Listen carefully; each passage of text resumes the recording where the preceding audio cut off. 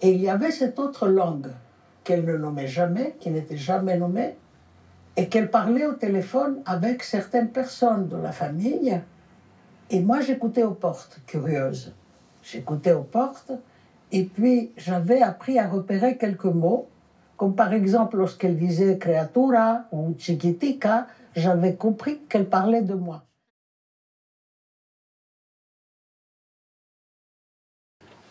Ben moi, je voulais d'abord évidemment remercier Nourit de ce film pour lequel j'ai un grand plaisir. J'ai eu le même plaisir au fond à découvrir des autres films que j'ai eu la chance de commenter ici, et de l'importance du corps et du corps de l'enfance qui est continuellement présent dans un film m'a complètement... J'ai retrouvé tout à fait ce fil-là dans les autres films. Alors, on en a parlé un petit peu avec Leïla tout à l'heure. On est tombé d'accord sur le fait de s'arrêter quand même sur cette dernière séquence qui est très surprenante, cette séquence d'invention d'une langue. On en a discuté un petit peu, on a des interprétations, on va dire, un petit peu différentes l'un et l'autre. Et donc je voudrais passer la parole à Leïla pour qu'elle nous dise un petit peu ce qu'elle en pense. Si on doit parler de cette fin de film, c'est une langue qui fait peur. Oui, c'est une langue... Enfin, quand j'entends cette femme brailler cette langue qu'elle invente, ça me fait peur. Je crois que j'ai l'impression qu'elle va me manger. C'est une langue de graisse. C'est très, très inquiétant. Et j'espère que elle la gardera dans une boîte fermée.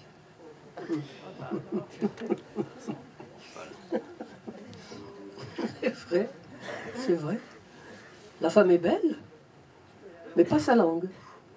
Pas la langue qu'elle invente. Elle peut juste dire oui. Et j'étais pas... Pour moi, c'est évident que j'espère qu'il y en a qui ont compris que c'est la conversation entre sa mère et sa grand-mère. Hein, alors, j'ai pas compris. Bon.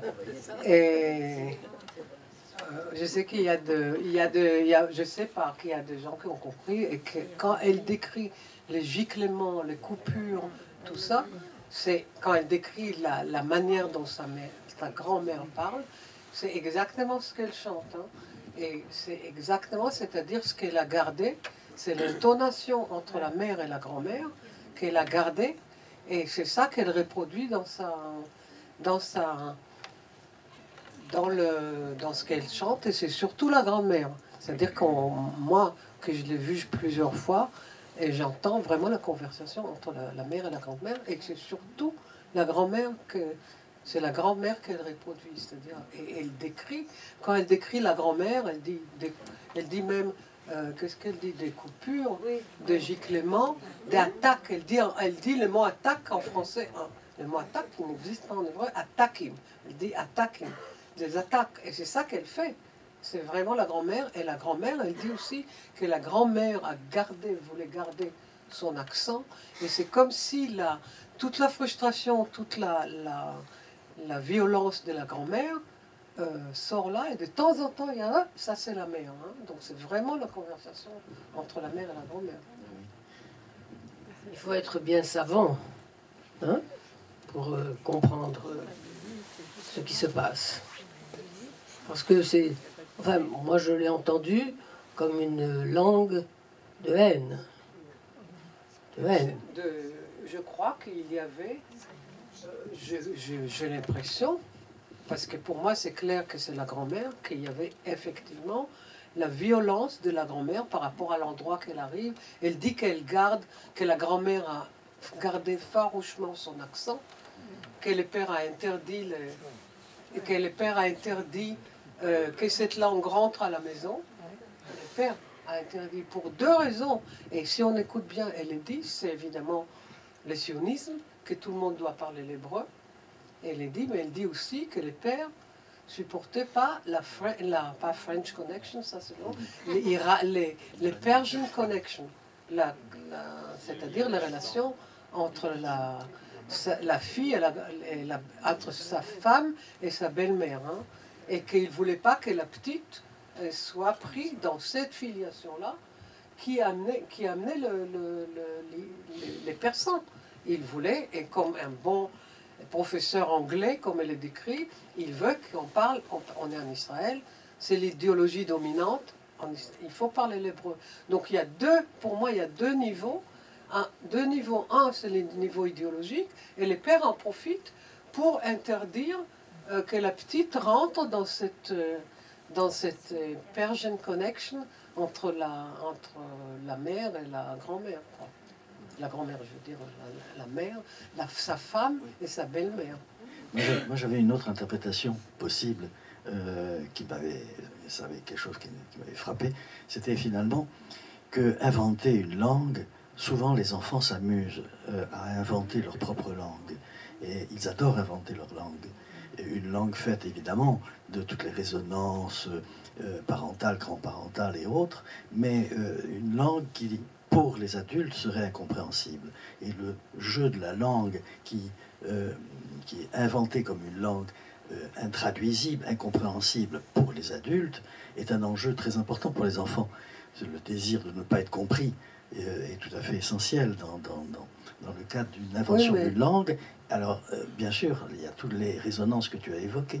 C'est ça c'est l'intonation qu'elle a dit, j'ai gardé l'intonation. Oui, non, mais je suis tout à fait d'accord avec cette dimension-là. Mais le jeu de la langue et le jeu de l'incompréhension de la langue ou du mystère de la langue qui la rend étrangère aussi aux adultes, parce que les enfants adorent aussi inventer des langues qui les rendent étrangers aux adultes, me paraît être une question très importante, même si évidemment il y a toute cette dimension de la violence que signale Leïla, et je suis tout à fait d'accord avec elle hein, quand elle évoque l'idée que ça pourrait être enfermé dans une boîte hermétique, comme pour la situation de celle qui évoque la situation des boîtes de chocolat. Ça me paraît tout à fait intéressant, ça aussi, hein, l'enfermement dans... Je crois qu'il y a une violence, en effet. Hein. Oui, mais c'est ce que tu nous dis, il y a une grande violence dans la langue elle-même et dans la transmission de la langue. Dans ce que moi, je le lis comme ce qui n'a pas pu s'exprimer par la grand-mère. C'est-à-dire qu'en effet, je crois absolument ce que tu dis, il y a la violence que toi tu veux pas, mais il y a la violence, oui. Il y a aussi l'effet de sidération quand on est enfant, me semble-t-il, un effet de sidération quand on est enfant, d'écouter par effraction ou par hasard, dans l'intime, une langue qui surgit. Moi, je partage plutôt le point de vue de Leïla, du point de vue de l'enfant qui entend une langue intime, proche par les parents, et puis tout d'un coup qui nous effraie, un peu dans l'enfance. Comment? C'est pas les parents, c'est la mère et sa grand-mère. Oui, bien sûr, c'est ça que je veux dire. L'enfant qui entend la première fois cette langue intime, qui fait partie de l'intime, et qui la découvre, et il y a un effet de peur et de sidération. D'où la roula, il y a une tradition de l'ogresse, de choses comme ça. Moi j'ai des souvenirs comme ça, où tout d'un coup, une langue étrangère surgit dans mon intime. Je suis effrayé pour demander d'où vient ça, Mais c'est pas une langue étrangère. Oui, donc bien sûr, mais pour l'enfant, pour la fille. Mais c'est sûr C'est qu'elle pas une langue étrangère. Non, mais elle crée un effet d'altérité, ça je suis d'accord. C'est troublant, c'est le moins qu'on puisse dire. Hein. Et ça, parfois ça fait peur. Mais dans la situation qu'on pourrait évoquer aussi, celle de l'intervenante grecque, qui est encore plus exemplaire du point de vue que vous évoquez, c'est précisément comme quand il est question de porter des morceaux de langue dans des coffres-forts. et des coffres-forts dont nous ne savons pas qu'ils existent en nous. C'est exactement ça qu'elle est en train de dire. Donc des boîtes coffres-forts. Et c'est dans une espèce de moment de somnambulisme qu'elle va errer et qui l'amène directement à cette boîte de chocolat. Tu parles d'Anna, hein? Oui, qui l'amène dans cette boîte de chocolat et à ouvrir le coffre-fort avec tous les effets de déflagration que ça suppose. Donc les mots contiennent à la fois parfois de la douceur, de la nostalgie évidemment, du sucré, du bonbon, mais ça contient aussi, moi je dirais, comme des échardes à l'intérieur de la chair et dont on n'arrive pas à se débarrasser. C'est ça, moi, qui me semble important dans les mots qui restent. Ces mots qui restent, c'est des mots dont nous ne parvenons pas non plus à nous débarrasser et qui viennent se ficher à l'intérieur de nous, alors que ça parle de douleurs qui ne sont pas forcément les nôtres, ni même dont on ne sait même pas l'existence. Donc, dans l'histoire de cette qui nous est racontée là, qui est avec une visualité extrêmement cinématographique, si je peux dire, il y a la découverte quand même à travers ce secret du mot interdit, juif, de l'histoire interdite, la Shoah, du savoir interdit, l'extermination de la famille. Et je trouve que là, ça donne une résonance. Alors, on parlait de violence tout à l'heure, mais alors ça résonne de façon incroyable dans la puissance de déni, enfin, historique, à l'intérieur de la langue elle-même.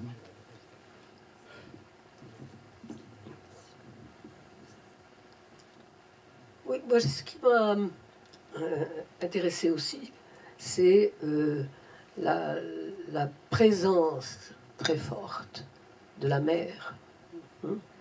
La mère, les mères. Les mères sont là et on a l'impression que pour ne pas perdre la langue, la mère doit transmettre cette langue du berceau. Et c'est elle qui la transmet. C'est elle qui est là en permanence, sauf dans le cas dont on vient de parler. Et après les mères, qu'est-ce qui se passe? Oui, la transmission. Parce qu'on a l'impression, sur l'ensemble des récits et des images aussi, on a l'impression que quelque chose s'arrête. Que la transmission s'arrête. Non? Et oui, la transmission s'arrête. Quand je te disais tout à l'heure, et après, c'est ce que je voulais dire. Mais là, on est déjà à l'après. Dans le film, on est dans l'après. C'est-à-dire que Non, je crois que c'est une question qu'on s'était posée aussi avec Laïla, sur qu'est-ce qu'il en est de l'après, c'est-à-dire du reste, on va dire. Qu'est-ce qu'il en est de ce que nous transmettons, nous, à nos enfants, à nos petits-enfants, c'est-à-dire dans l'insu de notre, évidemment, de notre discours, de nos paroles, de nos mots, et quels sont les mots qui viennent se ficher peut-être à l'intérieur des générations à venir. C'est une question qu'on peut se poser, puisque là, ça s'arrête en effet à la génération qui raconte son histoire d'enfance. Mais la question que pose Laïla me paraît aussi importante, qui est qu'est-ce qu'il en est d'une transmission aujourd'hui de cet insu des mots, de ce silence des mots pour les générations à venir. Je crois que dans le film, il y a que de temps en temps, on ne sait pas, il y a encore une génération, et c'est celle de Jonas. Hein.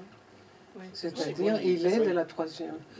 Et mais de temps en temps, ça arrive rarement. Hein. Mais il a pris les flambeaux. C'est-à-dire, c'est les grands-pères. Ceci dit, le grand-père est mort, et la langue n'était plus là. Et il est devenu, lui, le plus entre tout le monde. C'est le seul qui transmet, pas seulement à ses enfants à lui, ça je ne sais pas, mais il transmet aux générations d'après. Et donc il est la troisième génération, et celui qui enseigne la langue. Hein. Il est enseignant. à ce titre. Oui, il est enseignant, mais il n'a pas eu... Bon, c'est les grands-pères et les grands-pères absents, justement, parce que les grands-pères sont absents. Et quelqu'un... Et à travers lui, il y a la transmission de l'arabe dialéja, dialectal. Alors, Oui, mais l'arabe aussi. moi, je voudrais juste... je vais parler de moi, mais moi, ma mère était allemande. Elle a été déportée pendant la guerre. Elle ne m'a absolument jamais appris l'allemand. Moi, je suis née au Maroc. J'ai grandi au Maroc. Les mots d'arabe que j'ai entendus, ils font partie de moi. Mais personne ne parlait l'arabe chez moi.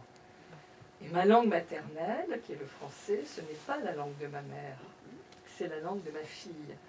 Donc, quand vous dites après, mais il y a tout le monde dans lequel on vit aussi. La langue, ça se construit, ça nous fabrique. Moi, je suis constituée de l'allemand que je ne parle pas, de l'arabe que je ne parle pas et du français qui est ma langue. Mais Léla, c'est ça que, en fait, ça tombe bien parce que je voulais te demander, justement, c'est-à-dire on a lu une partie de ta biographie et j'ai compris que ton père t'a rien transmis au niveau de l'arabe. Mais est-ce qu'il y a des mots qui restent quand même? Oui, des mots restent, bien sûr. Des mots restent si on les a entendus. Dans le français de ton père, il n'y avait pas?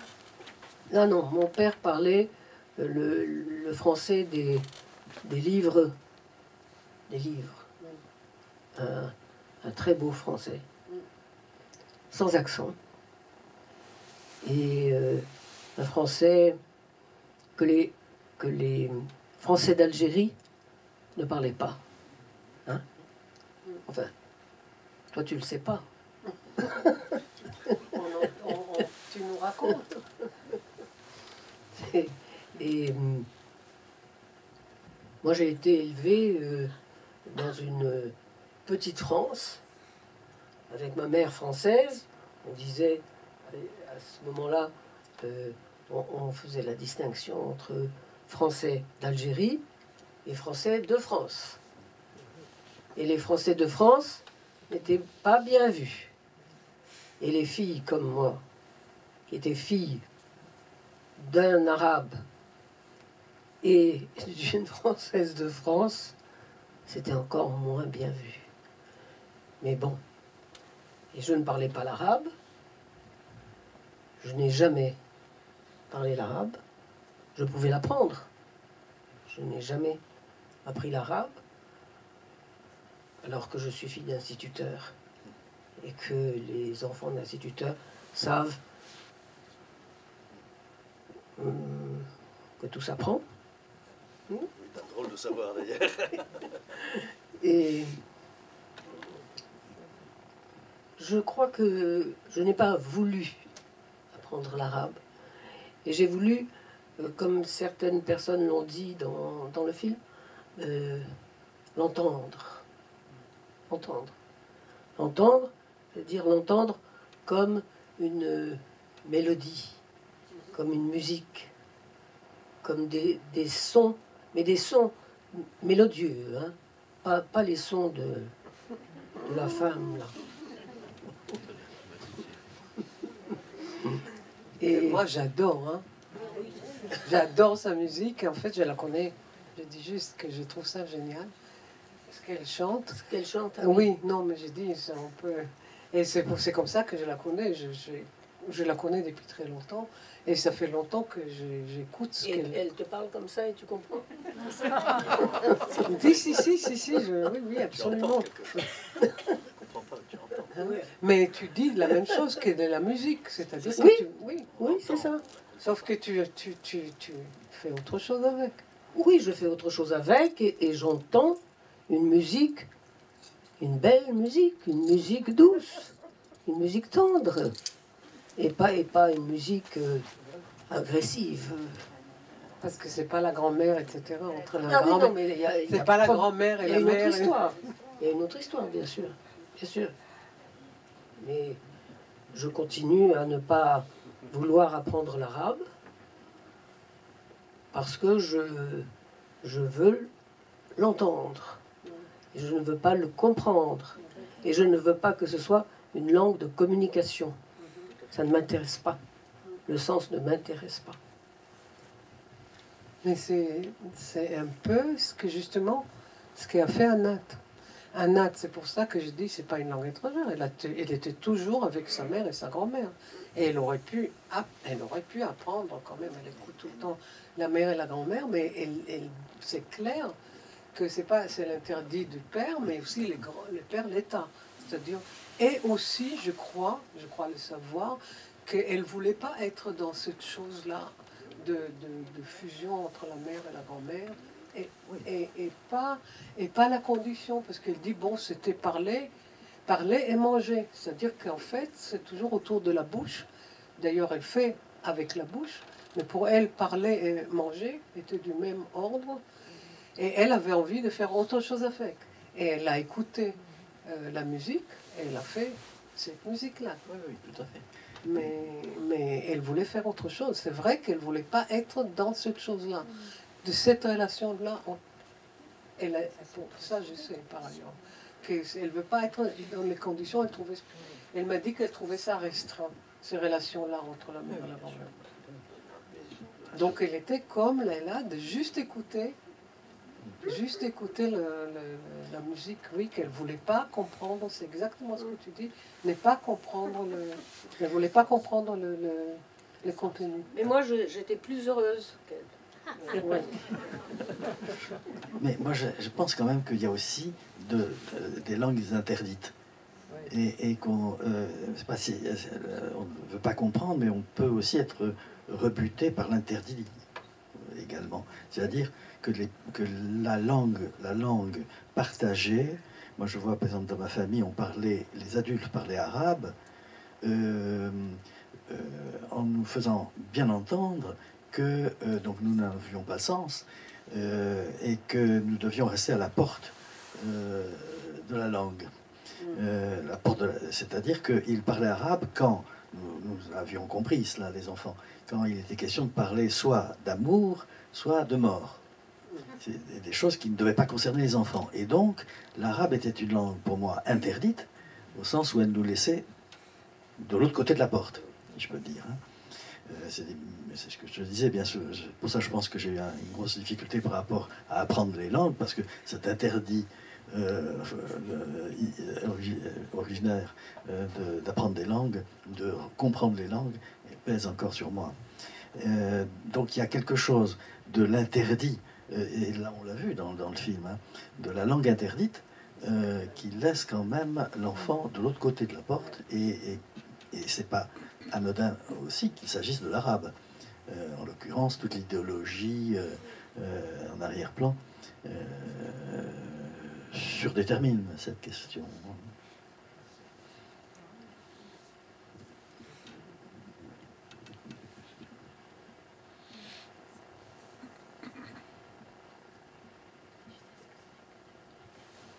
En Israël, à l'époque où elle grandit, toutes les langues étaient interdites, sauf que il y avait les uns qui ont écouté, les autres pas. C'est-à-dire que c'était interdit, mais on entendait quand même toutes les langues dans la rue. C'est-à-dire qu'il ne fallait pas parler autre chose que l'hébreu, mais je connais beaucoup de gens où ça marchait, et d'autres pas, parce qu'on attendait quand même. Et moi, contrairement à vous, je parle allemand. Mais ma soeur, pas. Vous dites qu'il y a quand même une mélancolie à travers les personnages qui sont filmés de dos, devant les fenêtres. Non, on parle juste après.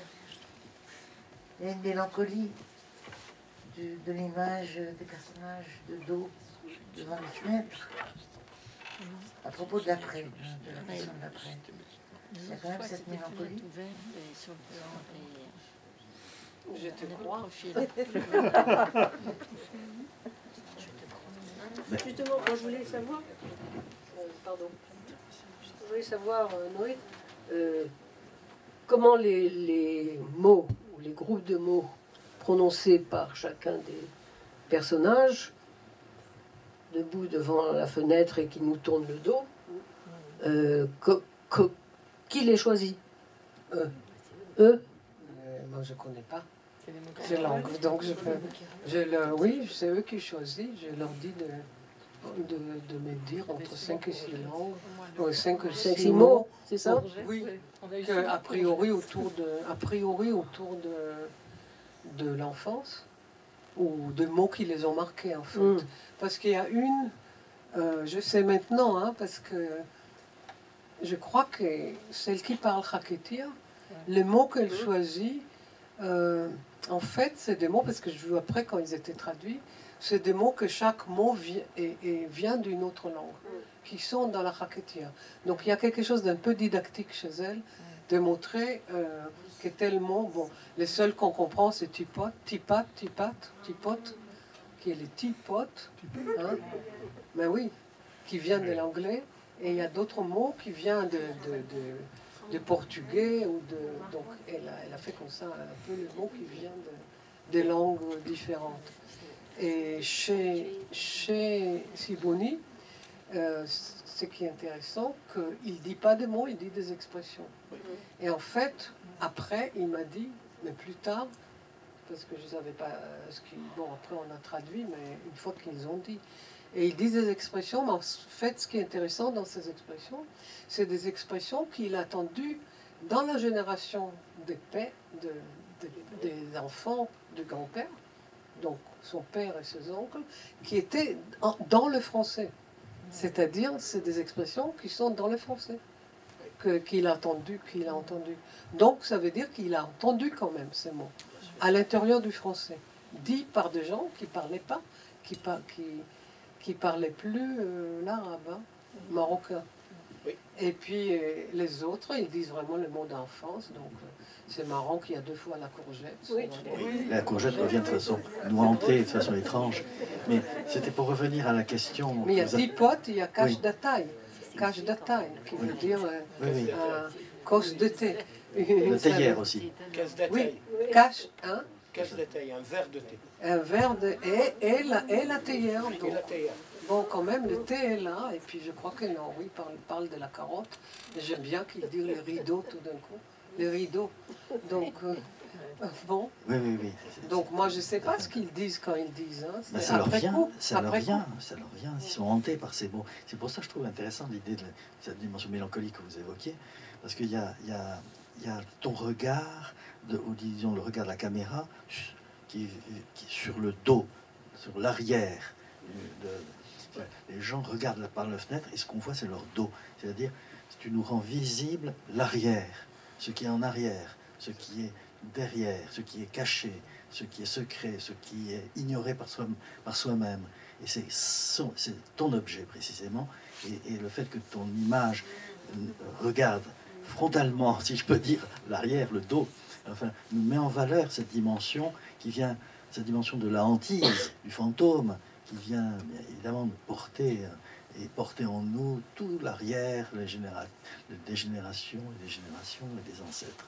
Il faut que cette dimension du temps, tu la figures précisément dans ton image. Moi, j'aime pas qu'il tourne le dos. C'est vrai. Moi, j'aime pas qu'il tourne le dos. Et moi, j'ai pas envie d'entendre quelqu'un qui parle et qui me tourne le dos. Alors, après, ils ne tournent plus le dos. Alors on peut les écouter. Tu les as assis, en général, hein, dans des fauteuils. Pas dans des chaises comme ça. Moi, c'est toujours le contraire. J'aime beaucoup le dos des gens. Oui, Et j'aime beaucoup, parce que justement, il n'y a pas le visage. Parce que le visage, après, ça va être avec le regard. Et vous autres, psychanalystes, vous savez quelque chose sur le non-regard, hein? Parce que sur la question du dos, mais c'est mais les non-regards, ils sont allongés, les gens allongés, c'est pas qu'il y a le dos, mais vous êtes derrière, et j'ai pensé après coup, hein, vous êtes derrière, mais vous êtes pas dans les relations de regard, et que dans le souvenir des mots de l'enfance, on n'a pas, justement, pour moi, on peut entendre pour moi mieux les mots comme ça qui vient comme mot De l'arrière. en voyant pas le visage, c'est-à-dire ils les disent pas mot par mot là à moi. C'est comme un souvenir en fait. Ils sont pas, les mots sont des mots intérieurs. Ils sont pas en train de me dire. Moi, j'imagine pas que je dis à quelqu'un, tu me dis le mot de ton enfance et il me parle le mot de ton enfance. C'est beaucoup plus. Tu es de dos. Tu regardes la fenêtre que je regarde aussi parce que c'est le même regard. Hein. On voit l'extérieur. Il y a oui, et l'autre, je regarde. Ce que je regarde un homme regarder. C'est-à-dire que je regarde un homme regarder. Lui, il regarde dehors. Et moi, je le regarde regarder. Et je n'ai pas envie du tout d'avoir qu'il serait en face et tu dis, tu me dis des mots de ton enfance. Non, je crois qu'il y a plus quelque chose d'abstrait dans le fait que je vois pas. Mais c'est clair que je vois pas ses yeux. Et il y a comme la possibilité de penser que c'est les souvenirs, c'est le passé, ou il regarde le futur, j'en sais rien. Hein. Il regarde la fenêtre en face. Parce que Si fenêtre, il y a un nom. Si, il y a souvent des fenêtres en face. Ben, oui, donc, quand on est en ville, il y a souvent des fenêtres. Non, mais c'est ça qui est intéressant. La fenêtre, elle donne... Non, mais oui, qui donne sur une autre fenêtre qu'elle est en face. C'est ça. Qui elle me regarde. En fait, je regarde des fenêtres qui me regardent. Oui, moi ce que j'ai aimé dans ce film, alors je suis tout à fait... j'aime bien le dos et j'aime bien la mélancolie. Et je trouve que ce film est une représentation de ce qui laisse, de ce qui reste dans ces langues de plusieurs morceaux, de ce qui reste de l'exil.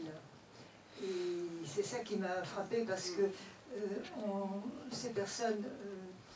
en créant des enfants qui viennent de différents lignages et de différents pays, de différentes cultures, ont affaire avec cet émiettement. Et il y en a qui en font quelque chose et d'autres qui ne peuvent rien en faire. C'est ça que j'ai aimé dans ce film. C'est que ces langues, enfin c'est extraordinaire par exemple, le fait que... Moi je suis sensible à ça parce que pour les Arméniens qui vivaient en l'Empire ottoman, très souvent, ils écrivaient le turc en alphabet arménien. Et donc j'ai vu là, dans plusieurs interventions le fait qu'on écrit en écriture hébraïque des langues qui viennent d'autres cultures. Et ça, je trouve ça très intéressant parce que c'est une leçon de sagesse vis-à-vis de notre temps présent, où tout le monde va finir comme ça par ne porter en soi que des bribes de culture, étant donné que tout se mélange et tout se mélange dans une forme de destruction.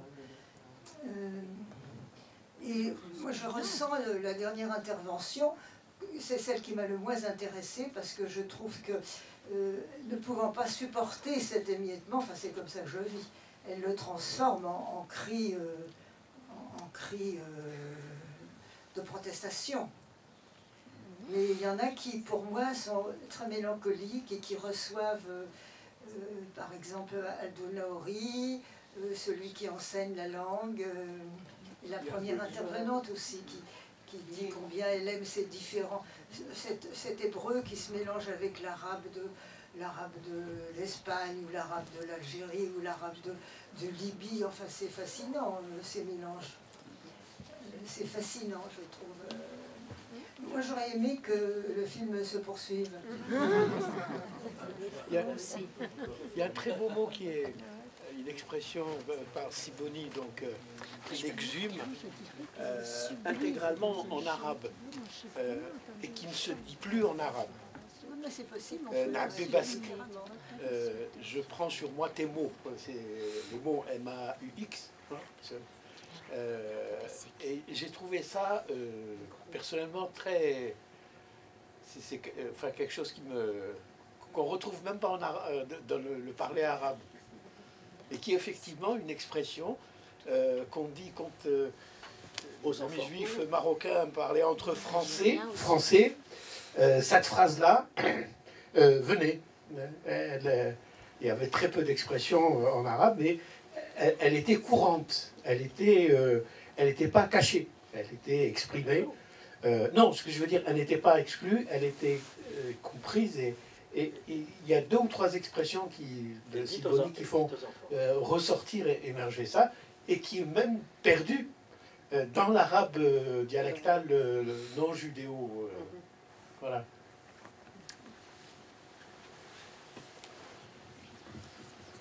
Bon, peut-être il y a encore quelqu'un. Oui, en fait, je voulais juste revenir sur cette fameuse prestation qui clôt le film. Moi, je trouve justement que la violence qu'elle a vécue étant enfant, dans le rapport qu'il y avait entre sa mère et sa grand-mère, je trouve ça formidable qu'elle ait pu le transformer. Et pour moi, c'est pas une langue, c'est juste un objet artistique. Alors, on aime, on n'aime pas. Mais elle le transforme et c'est une façon aussi de faire la paix avec ça. Et pour moi, c'est très important. Je veux dire, voilà, je suis comédienne moi-même et je sais qu'on peut résoudre et faire la paix. C'est une espèce de résilience, en fait, en transformant en positif, parce que parce qu'on peut ne pas aimer, mais c'est beau. Enfin, je veux dire. Je trouve même très beau. Oui, c'est très. Voilà. On peut ne pas y être sensible. Et bien sûr que c'est violent, mais parce que la relation était violente.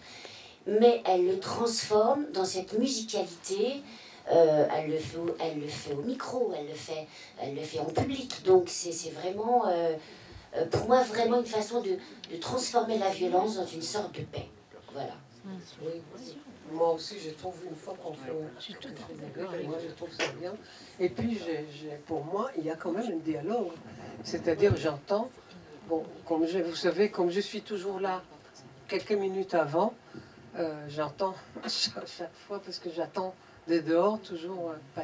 et quand elle dit « pati, pati », c'est absolument d'une douceur absolue. Et quand j'ai demandé... Hein, c'est tout le persan. Oui, mais c'est pati, pati, c'est pas du tout violent. C'est-à-dire, et ça, c'est la mère. Et quand il y a d'autres mots, ça, c'est la grand-mère. Et quand je demandais à elle qu'est-ce que c'est pati, pati, en effet, elle m'a dit que c'est les mots douces que sa mère lui a dit. Hein. Donc, pati, pati. Hein. Pati, pati. Donc, en plus, et c'est rien. C'est pas un mot. Hein. C'est pas de mots, mais... Elle disait comme ça, la mère dit pati pati à sa fille. Donc, si on entend, il y a des mots de douceur et des mots de violence. C'est un dialogue. Et dans cette chose qu'elle a transformée. Et voilà. Bon. Peut-être on s'arrête là. Merci. Merci.